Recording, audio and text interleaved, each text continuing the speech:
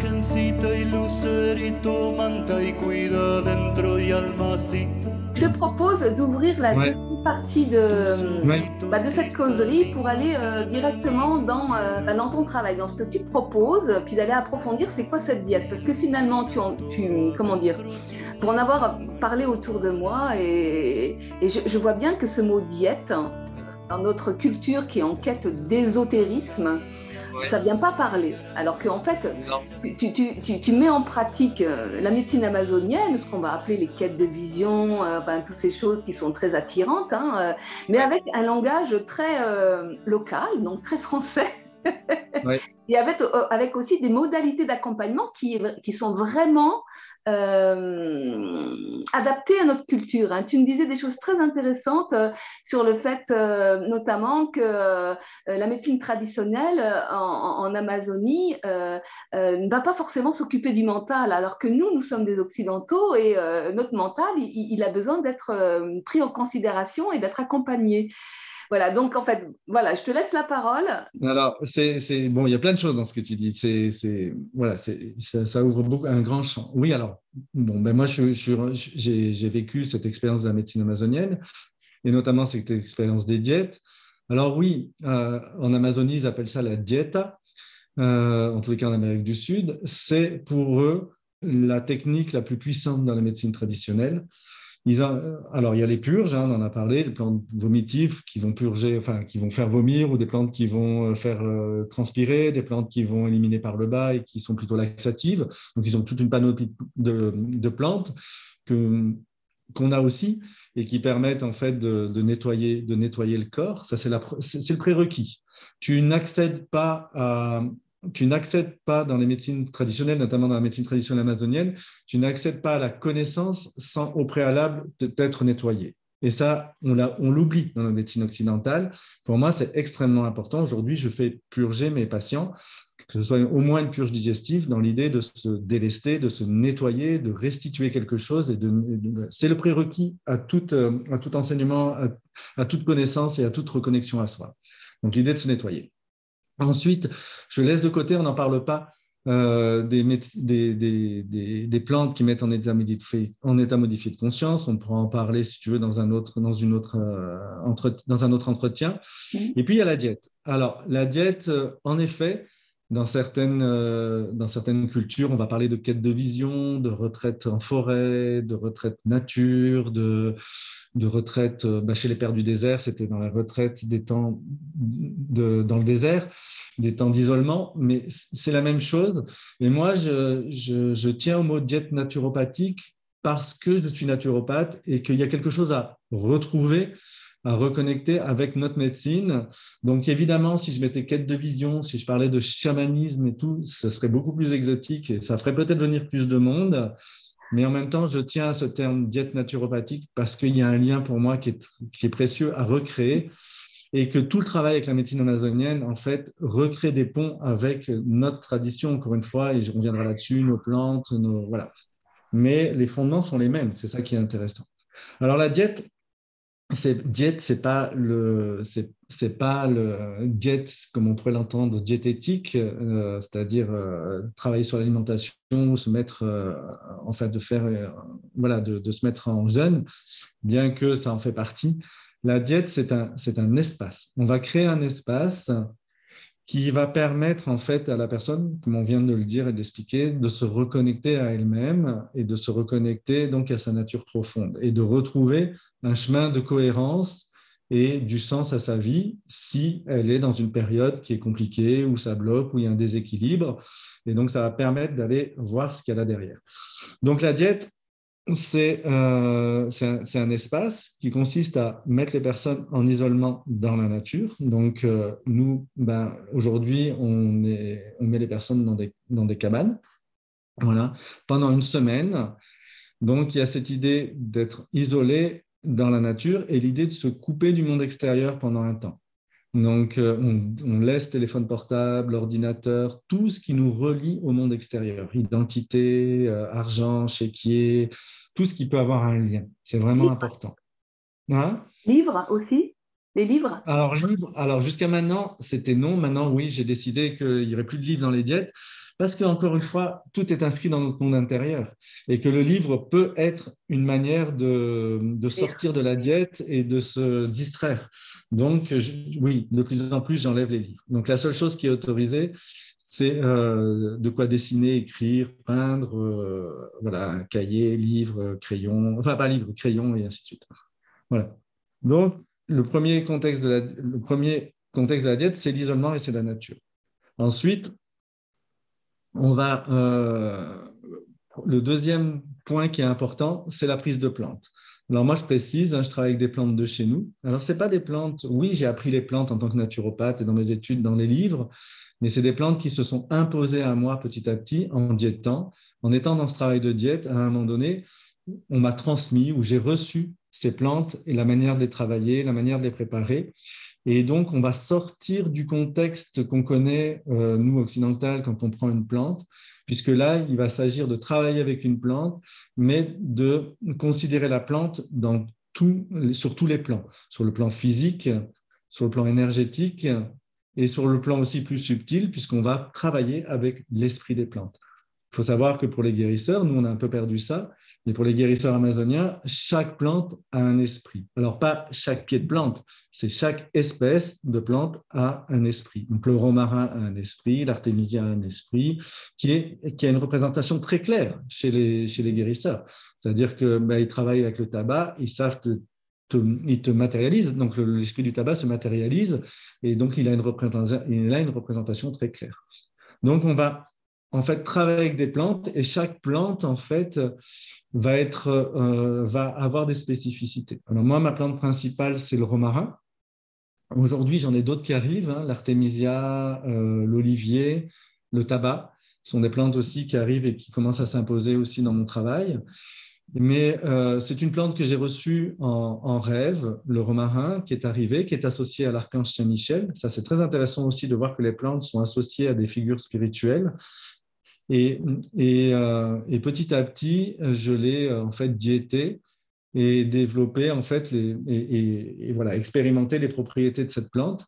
Alors, le romarin est une plante qui ouvre sur le monde onirique. Donc, on rêve beaucoup au niveau du romarin dans les diètes. C'est une plante qui va en général travailler sur des blessures liées à l'enfance et des émotions qui y sont associées, donc des blessures émotionnelles. Et puis, c'est une plante qui peut aussi réveiller des douleurs au niveau physique pour pouvoir s'en défaire. Par exemple, je prends un exemple d'une personne qui avait eu un accident avec une fracture de la mâchoire. Et en fait, les douleurs étaient encore enquistées au niveau de la mâchoire. Et donc, le romarin a réveillé en fait ces douleurs pour pouvoir les libérer au niveau physique. Donc, c'est une plante les plantes vont travailler sur le plan physique, sur le plan psycho-émotionnel, énergétique et spirituel. Et ça, c'est vraiment aussi intéressant de regarder ça. Et du coup, la porte d'entrée va se faire naturellement. Et il y a quelque chose qui va pouvoir être travaillé sur tous les plans. Et donc, on va pouvoir s'en défaire. Donc, il y a l'isolement, il y a la nature, il y a la prise de plantes. Et les plantes sont choisies en fonction des problématiques des personnes. Et puis, il y a la diététique et l'accompagnement. Alors, la diététique, évidemment, on va mettre le système digestif au repos, on va revenir sur une alimentation très simple. C'est pas forcément obligé de jeûner, on peut, il y a des gens qui jeûnent, mais ça peut être intéressant de manger parce que, en fait, les plantes travaillent beaucoup au niveau physique, c'est très physique, donc de prendre de la force et de manger, ça peut être intéressant. Donc, ça va être une alimentation très, très simple, végétale. Voilà, sans accompagnement, sans condiments, sans assaisonnement. Et puis, et tu l'as dit tout à l'heure, ça c'est très intéressant aussi, puisque en Amazonie, en fait, si tu prends un guérisseur amazonien, il n'en a rien à cirer de ce que tu as vu, pas vu, de ce que tu penses ou pas. Lui, la seule chose qu'il va te demander, c'est est-ce que tu as vomi, est-ce que tu t'es nettoyé, est-ce qu'il y a quelque chose qui est parti. Et nous, par contre, au niveau occidental, on a besoin de comprendre, on a besoin de mettre des mots, on a besoin d'avoir une représentation. Et donc, moi, j'ai fait le choix de travailler avec une psychothérapeute qui a l'habitude de ces processus et qui va pouvoir aussi, en fait, pendant la diète, mettre en mots et mettre en relief ce qui est en train d'émerger pour que la personne puisse le comprendre et s'en défaire. Donc, il ne s'agit pas de rejeter, en fait, ce que nous sommes.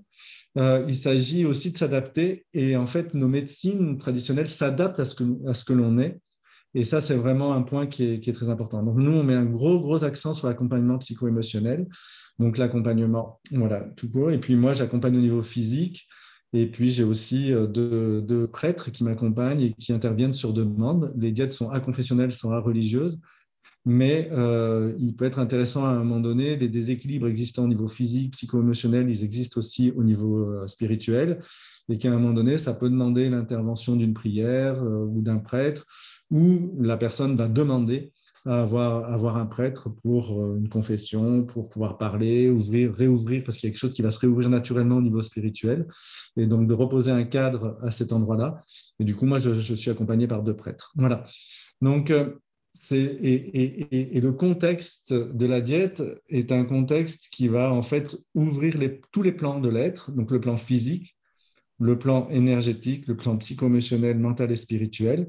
Et donc là où dans notre société tout ça est morcelé, là on va avoir tous ces plans qui sont ouverts d'une manière simultanée et qui vont pouvoir être travaillés en fonction de ce qui émerge et qui vont pouvoir être travaillés d'une manière simultanée et donc d'avoir des libérations ou des guérisons ou des choses qui se passent en fait qui vont permettre à la personne de passer à autre chose. Voilà. Ouais, vas-y. En fait, c'est un moment où on se retrouve un petit peu tout nu dans la nature, seul avec soi-même. Exactement. C'est marrant parce qu'on pourrait l'entendre au niveau, au niveau symbolique tout nu, mais il y a des gens qui se mettent tout nus tout d'un coup dans la nature et qui décident que, ben voilà, en fait, tout ça, même ça doit partir. Donc, quelquefois, on est un peu surpris mais, de la réaction de certaines personnes. Mais oui, l'idée de la diète, c'est de se retrouver face à soi-même et là, on ne peut plus y échapper. Et là, une fois qu'on est face à soi, eh ben, on crée ce contexte-là. Le cadre de contention est extrêmement important et à partir de là, quand tu ne peux plus échapper, tu es obligé d'aller voir ce qui est là. Et la vie va faire en sorte que tu puisses aller le voir en douceur, dans un cadre de sécurité. Et en fait, nous, on va juste créer, encore une fois, je le répète, mais on va créer ce contexte pour que ça puisse advenir et que du coup, la guérison puisse advenir, que la vie puisse œuvrer, parce que c'est la vie qui guérit, c'est la vie qui soigne, c'est la vie qui œuvre.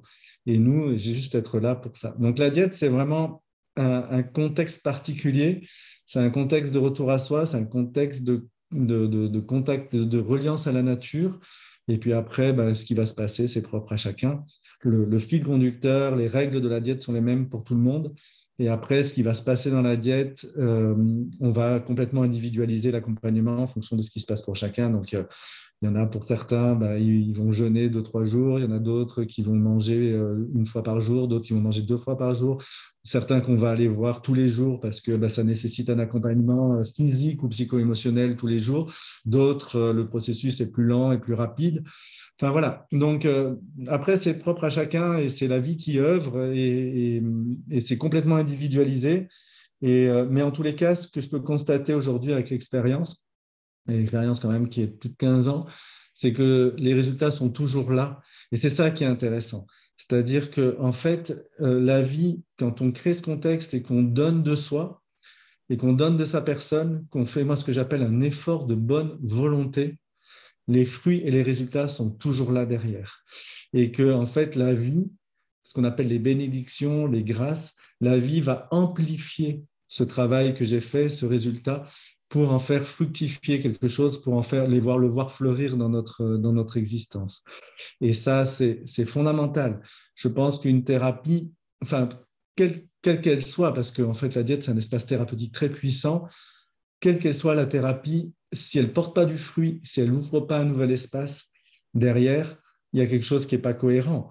Tu vois des gens qui sont en psychothérapie pendant 15 ans, qui connaissent leur histoire sur le bout des doigts, et puis en même temps, ils restent coincés dans leur truc, ils n'arrivent pas à avancer dans leur vie, il n'y a rien qui se met en place, alors que sur une semaine de temps, moi je vois les gens sortir en disant ok, ça je sais que là maintenant je dois travailler ça, je sais que ça se débloque, je sais que là ça s'est résolu, et c'est peut-être ça.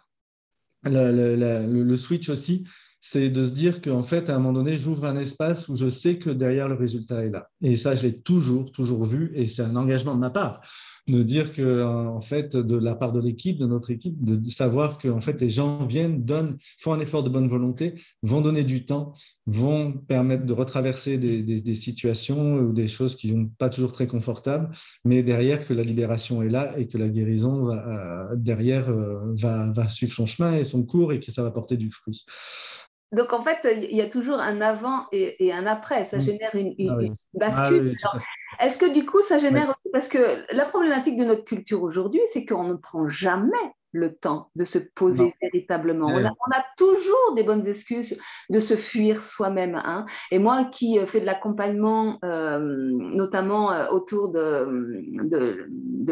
des émotions et avec une pratique que j'appelle l'intégration émotionnelle, et donc la libération des ressources intérieures ne peut se faire que dans la présence à soi et que dans l'arrêt, le stop. Je me pose et je laisse œuvrer la magie de la vie à l'intérieur de moi, quoi. Et donc, en fait, est-ce que derrière, tu perçois que les gens intègrent ce besoin d'intégrer les pauses, la pause et la nature, mais au quotidien? Mais c'est évident, en fait, toutes les personnes qui viennent en diète vont prendre conscience en fait du rythme dans lequel elles sont, parce qu'à un moment donné, pendant une semaine, tu fais plus rien, tu t'arrêtes, c'est au point mort, tu es juste face à toi-même dans la nature. Alors il se passe plein de choses, hein. C'est ça qui est intéressant, c'est qu'est-ce qui se passe quand je m'arrête? Ben, c'est justement il se passe plein de choses parce que tu en fait ouvres la possibilité que la vie œuvre. Dans notre quotidien, on est toujours affairé. Et donc, la vie ne peut pas œuvrer et on ne le voit pas et on ne le sent plus. Donc là, je fais un stop et donc je donne la possibilité, malgré moi, à la vie d'œuvrer et de faire son chemin. Et donc, je vais prendre conscience. La diète est très pédagogique, donc je vais prendre conscience de ma fatigue, je vais prendre conscience de mes rythmes, je vais prendre conscience de la façon dont je fonctionne, je vais prendre conscience de mes déséquilibres, je vais prendre conscience de mes manquements ou de mes débilités, entre guillemets. Et du coup, quand tu sors de la diète, tout le travail commence. La diète, c'est un espace qui va révéler. C'est un espace révélateur, c'est un révélateur. Voilà. Et derrière, en fait, c'est là où ça devient intéressant parce que tu as matière pour les thérapeutes à accompagner pour intégrer. Et tout le travail commence après. C'est ce que je vais mettre en place derrière. C'est-à-dire, est-ce que c'est OK de barrer un temps avec moi-même? Est-ce que c'est OK de changer d'alimentation? Est-ce que c'est OK de consacrer plus de temps à mes enfants, plus dans l'amusement et le jeu? Est-ce que c'est OK de réduire un peu mon travail? Tout ça va venir. Et donc, tout le travail est après la diète. La diète, c'est un espace qu'on ouvre à un moment donné et qu'on va refermer. Et dans cet espace-là, il va y avoir des prises de conscience, il va y avoir des transformations, il va y avoir des choses qui vont agir. Et après, tout l'intérêt, c'est de pouvoir intégrer ça dans son quotidien. Et de toute façon, ça va se faire. Tu n'as pas le choix. Parce que si tu ne le fais pas, tu vas sentir quelque chose qui coince et tu vas sentir qu'il y a quelque chose qui n'est pas en cohérence. Parce que tu l'as intégré, tu l'as travaillé dans la diète, tu en as pris conscience, tu l'as peut-être même pour certains déjà intégré en partie. Et du coup, il va falloir le mettre en application derrière. Et donc, forcément, ça amène des changements importants.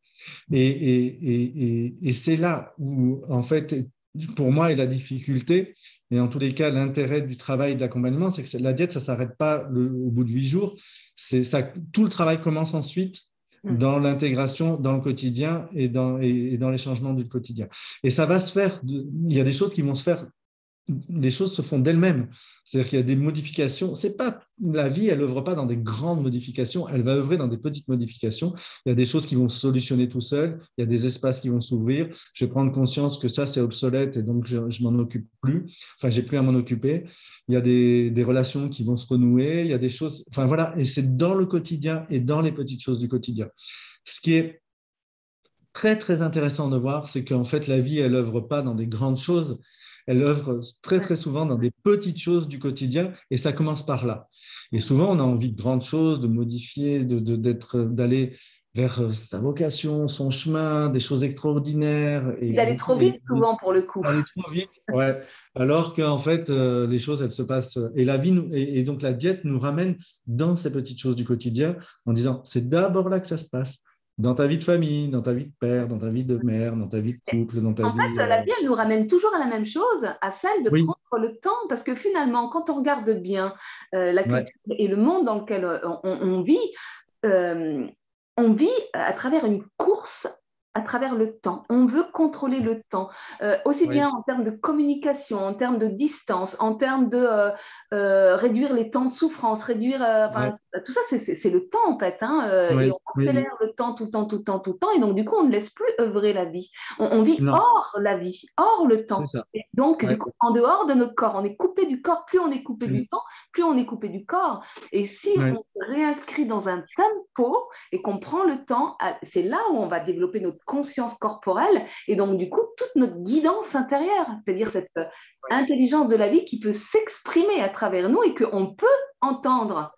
Parce que c'est bien joli aussi hein, de lancer des commandes à l'univers si on ne se pose jamais pour recevoir les mails et les réponses de l'univers. C'est ça, exactement. Et c'est l'essence même d'une médecine traditionnelle.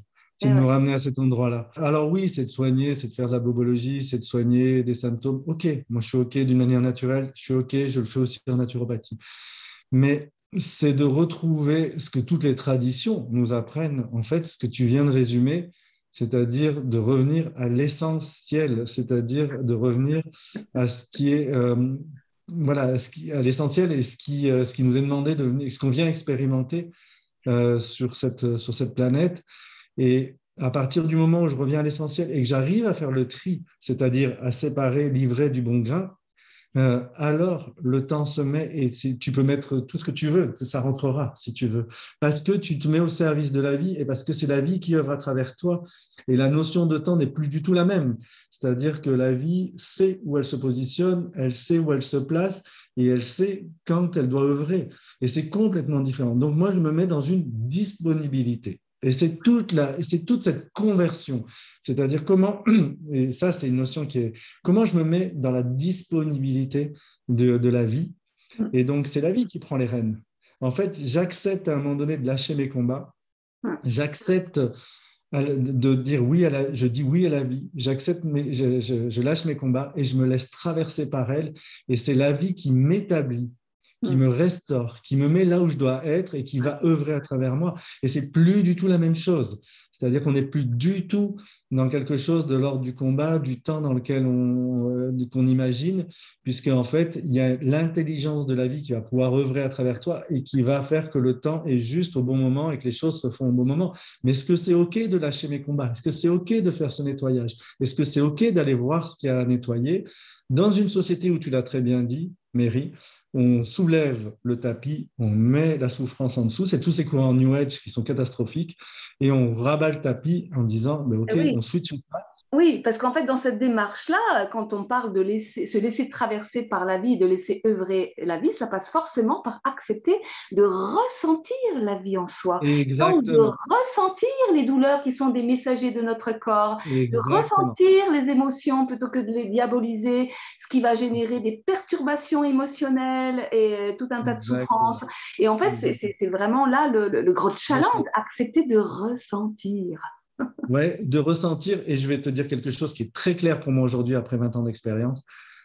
Il n'y a pas de transformation et de guérison possible si tu ne retraverses pas les états de déséquilibre. Si tu vas pas, que ce soit physique, que ce soit émotionnel, que ce soit énergétique et spirituel. C'est-à-dire, il n'y a pas de guérison possible. Et c'est ce que nous montrent ces espaces de diète à un moment donné. Et on touche le cœur. Et ce qui fait peur aux gens, consciemment ou inconsciemment, c'est de dire, je vais aller retraverser des états.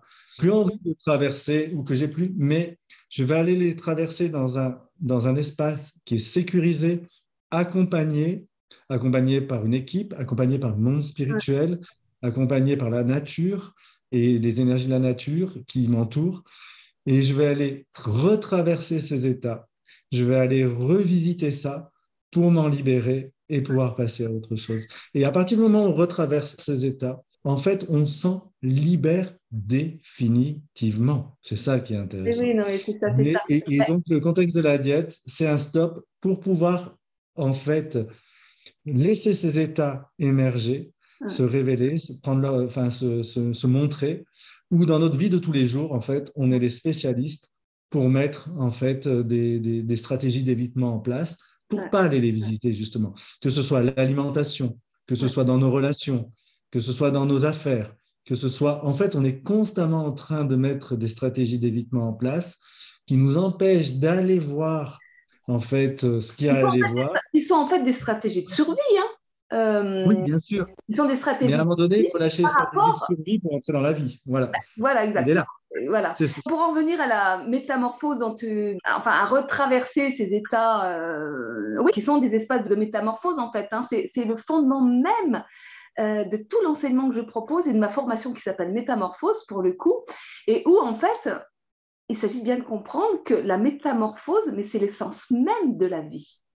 Ouais. La vie est éternel recommencement à travers ces cycles vie, mort, renaissance, et qu'à un moment donné, le changement, les mutations ne peuvent se faire que dans le chaos, que dans le déséquilibre, que dans l'acceptation de mourir à soi-même et d'entrer dans ces cycles de la vie. Donc, à un moment donné, il s'agit, tu parles de retraverser ou de traverser tout simplement, parce qu'une fois qu'on les a retraversés, mais la vie, elle est mouvement permanence. Donc, en fait, c'est être dans cette métamorphose et donc dans ce lâcher-prise et dans cette, comment dire, dans la loi du moindre effort. Hein. Là, pour le coup, le lâcher-prise, c'est quoi? C'est la loi du moindre effort. Mais qui consiste justement juste à permettre à la vie d'être et non pas à la contrôler en fait. Hein. Mais c'est dès lors qu'on est vraiment dans ce lâcher-prise, dans l'acceptation de ressentir et de traverser que la métamorphose se fait. Et dans cette métamorphose, donc toute la libération et des croyances toxiques et des scénarios toxiques qui s'en vont. Et donc, par la même occasion, toute la libération de nouvelles ressources et qualités d'être qui vont permettre de pouvoir s'agir dans la vie et d'aller vers autre chose. Oui, tout à fait. Absolument. Et en fait, je t'écoute et je vois tes paroles aussi parce que c'est ce que je te dis. Moi, j'ai mis 20 ans à découvrir et c'est là où je travaille aujourd'hui. Et en fait, dans quelque chose qui est extrêmement simple, dans la simplicité, où on complexifie tout dans notre société, même dans nos techniques de soins, alors que en fait, c'est extrêmement simple encore de laisser la vie œuvrer et de laisser… et en fait, souvent, on se fait toute une montagne de retraverser un état, alors qu'en fait, on a toutes les capacités de le retraverser et que ce qui est génial, si tu veux, et ça, c'est vraiment, et je le vois à chaque fois, et puis moi, c'est une prière, c'est une offrande de voir que en fait, les gens retraversent des états et qu'ils ont la force de le faire et que la vie va jamais aller au-delà de ce qu'ils sont en capacité de faire. Et ça, c'est l'intelligence même de la vie. C'est l'intelligence même de la nature. C'est l'intelligence même du monde spirituel qui œuvre à travers les personnes et à travers nous. C'est l'intelligence des petits pas, c'est-à-dire d'accepter de prendre le temps et de faire des petites choses, ça revient. Hein. Écoute, Frédéric, je vois que le temps passe et j'ai encore une question importante à te poser. Juste pour rebondir sur cette histoire de simplicité, c'est tellement simple qu'on n'arrive pas à y croire, mais ceci dit, c'est pas parce que c'est simple que c'est facile. Donc voilà, c'est un processus, voilà. Et puisque tu parles énormément d'espace, moi j'ai très envie que tu nous parles quand même de cet espace très particulier dans lequel tu fais tes diètes, parce qu'on est quand même dans la nature sauvage. Oui, alors moi je suis dans la Drôme, dans une région qu'on appelle la Bio-Vallée, le Diois, donc moi j'habite Die, et l'espace diète est à un quart d'heure d'ici, en pleine nature, dans un vallon. C'est une amie qui a acheté une ferme il faut faire un quart d'heure de voiture, c'est une piste qui nous amène sur le col de Véronne, en fait au pied du col de Véronne. Et au fin fond d'un vallon. Et puis là, on a fait notre espace diète. Alors, c'est une zone blanche, ce qui est intéressant parce que du coup, même le téléphone, le GSM ne passe pas, ou très peu. Et on a fait donc notre espace diète à cet endroit-là, avec une vue sur le Vercors. Enfin, c'est un lieu qui est magnifique, qui est sauvage, qui est authentique. Donc, on est en pleine nature. Et ça, j'y tenais vraiment. Parce que pour moi, c'est clair que la nature joue son rôle et que d'être dans une nature aménagée ou dans une nature sauvage, c'est quand même une énergie complètement différente. C'est un lieu qui est protégé. Moi, j'ai vraiment senti le ciel descendre sur ce lieu. Un jour, on était en diète et toute l'équipe, on était en prière, en méditation. Et puis, on a senti vraiment le ciel qui descendait, qui venait consacrer ce lieu. C'est vraiment un lieu de guérison. Enfin, moi, je le sens comme ça. C'est un lieu qui se développe, hein, puisque aujourd'hui, c'est un lieu qui a été acheté il y a 2 ans par cette amie, Véronique, qui travaille avec moi dans les diètes, et qu'on est en train de faire un chantier cabane pour pouvoir accueillir les gens non plus sous tente, mais dans des cabanes. C'est un lieu qui est aménagé avec gîte pour que les gens puissent venir un peu avant ou rester un peu après s'ils ont besoin de rester se poser, avec une salle de travail. Enfin voilà. Donc il y a tout un aménagement qui est en train d'être fait. C'est donc dans la Drôme, qui est une région qui est magnifique, que j'aime particulièrement. Enfin, pour moi, depuis que je suis arrivé ici, il n'y a pas si longtemps que ça, en 2016, c'est une région qui attire, c'est un paysage qui attire toujours mon attention, une lumière, une couleur, un relief, qui vente, qui pleuve, qui neige. Voilà, et puis c'est un lieu de résistance aussi, hein, puisqu'on est dans le Vercors et que c'est un haut lieu de la résistance. Et c'est une région qui permet aussi de faire autrement. C'est-à-dire qu'il y a beaucoup de liberté qui est laissée enfin, il y a beaucoup de place qui est laissée voilà, au faire autrement. Donc à la permaculture, au bio, aux médecines alternatives, tout ça. Donc moi, c'est un lieu que j'ai choisi pour développer mes activités. C'est le lieu qui m'a choisi, en fait. Voilà. Et ça ne veut pas dire que je ne peux pas faire de diète ailleurs, mais en tous les cas, ce lieu, je l'aime particulièrement. Et puis, je continue à faire des ponts avec la médecine amazonienne, puisque je continue à voyager et à aller diéter en Amazonie, et puis à être nourri par cette médecine. Et puis mes pères, hein, aussi, qui m'habilitent à faire ce que je fais aujourd'hui. Ça, c'est vraiment une notion dont on pourra reparler aussi. Je n'ai pas choisi. Enfin, si, j'ai choisi à un moment donné de prendre ce chemin, mais c'est un chemin qui s'est imposé à moi. Et voilà, on m'a transmis ce que je fais aujourd'hui. Et à un moment donné, j'ai été habilité à le faire. Où là aussi, il y aurait beaucoup de choses à dire dans une société où on s'octroie le droit où on apprend des choses alors que la vocation, c'est quelque chose qui se révèle à nous et qui petit à petit émerge. Et on en a tous une à partir du moment où on accepte en fait de laisser en fait la vocation émerger et prendre sa place. Et ce que j'aime beaucoup, parce qu'on parle de quête de vision, on parle de diète et tout, mais ce que j'aime beaucoup, et le romarin est considéré, quand j'en parle aux guérisseurs amazoniens, ils disent mais c'est une plante de vocation, forcément parce que c'est une plante qui va rectifier, qui va remettre un axe de vie. Et donc, les diètes sont un espace de vocation, c'est un espace pour laisser émerger ce qui est là pour moi et ce qui est juste. Si on peut considérer, si on accepte qu'à un moment donné, on a une vocation et qu'on a chacun quelque chose à amener dans ce monde et à avoir une juste place. Souvent, on cherche en aveugle. Et là aussi, pareil, est-ce que c'est OK de faire un stop pour que la vie m'indique et me montre, me sorte les panneaux indicateurs pour me montrer quelle direction. Et c'est là où le sens, l'essence en 2 mots et l'essence en un seul mot se rejoignent et se tricotent ensemble. Et oui, mais bien sûr. Et dans le mot sens, tu as le mot signification et direction. Voilà, et vocation. Voilà, tout à fait. Et vocation, mais on en a tous une. Et c'est ça qui est génial. C'est juste que, est-ce que j'accepte que j'ai une vocation? Est-ce que j'accepte que la vie, en fait, prenne les rênes? Prennent les rênes en fait et me dirigent, c'est-à-dire que moi je suis la calèche, je suis les chevaux, j'avance, mais les rênes c'est pas moi qui les tiens, c'est la vie. Alors c'est pas tout à fait vrai ce que je dis, parce que en fait il y a je suis acteur quand même de ce qu'est ma vie et et je peux lui donner une couleur. Mais n'empêche que c'est un double mouvement. Il y a ce que je porte qui est à l'intérieur de moi et je crée cet espace pour le laisser émerger, et il y a la vie qui va me donner la direction et le chemin. Et ce qui est intéressant et ce qui est génial, si tu veux, c'est que les guérisseurs le disent, hein, et il y a beaucoup d'Occidentaux qui vont vers ça, alors que pour les locaux, ce n'est pas du tout le plus intéressant. Mais pour nous, Occidentaux, on va aller vers les états modifiés de conscience, on va aller vers les plantes. Pourquoi? Pour connaître notre vocation. OK? Et comme disent les guérisseurs, tu veux connaître ta vocation, ben les plantes vont te la révéler, il n'y a pas de souci. Mais une fois que tu l'as sais, mon coco, tu ne peux plus faire marche arrière. D'accord? Tu ne peux plus aller en arrière, c'est fini. D'accord?